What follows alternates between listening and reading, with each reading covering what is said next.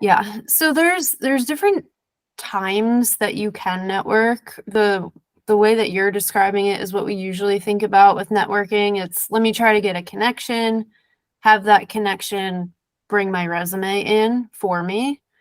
So I call that proactive networking because you're actually networking before you apply. You can also network reactively. So after you apply to a job, you can then try to go influence a decision maker, right? Try to get them excited about you as a candidate so that they can then go say to their recruiter, hey, we got to bring Kevin in for an interview.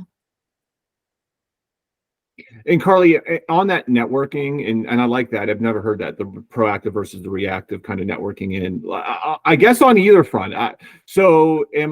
What is the bet? Is it obviously utilizing like maybe your LinkedIn first connections to try to get into an organization to make it? What about like I've heard people that are like signing up for LinkedIn Navigator and sending recruiters a bunch of messages. Like, what's the best way to get in? Is that effective? Am I rubbing people the wrong way if people do that? Like, what is the strategy either on proactive or on the reactive front? Yeah, that's a really good question. So the way that I look at networking in terms of who you're networking with is on a maturity scale.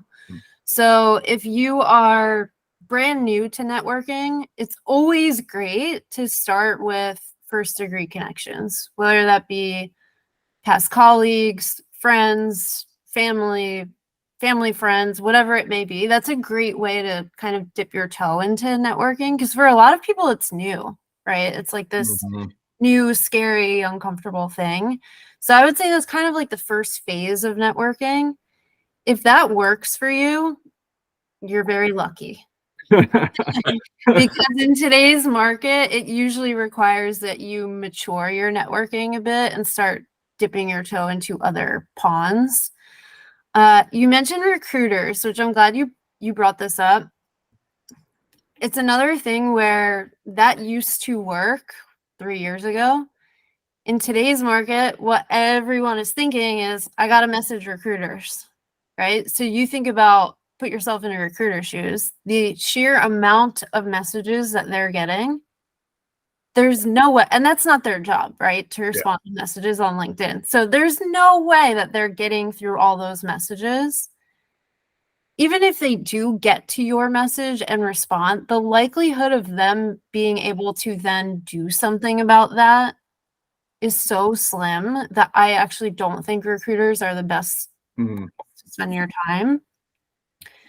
So now we're kind of moving up in the maturity scale, right? I would say reaching out to current CS professionals, whether that be existing CSMs on the team or decision makers. A lot of people are scared to reach out to decision makers, but a CSM has to be able to engage decision makers, right? So you're actually showing that you have the skill of a CSM by engaging someone of a higher title. So I say go out, go interact with decision makers. And also to think about the cross-functional teams that interact with CS on a daily basis. Sales, for instance. We know salespeople are on LinkedIn, right? They're not afraid to talk to strangers.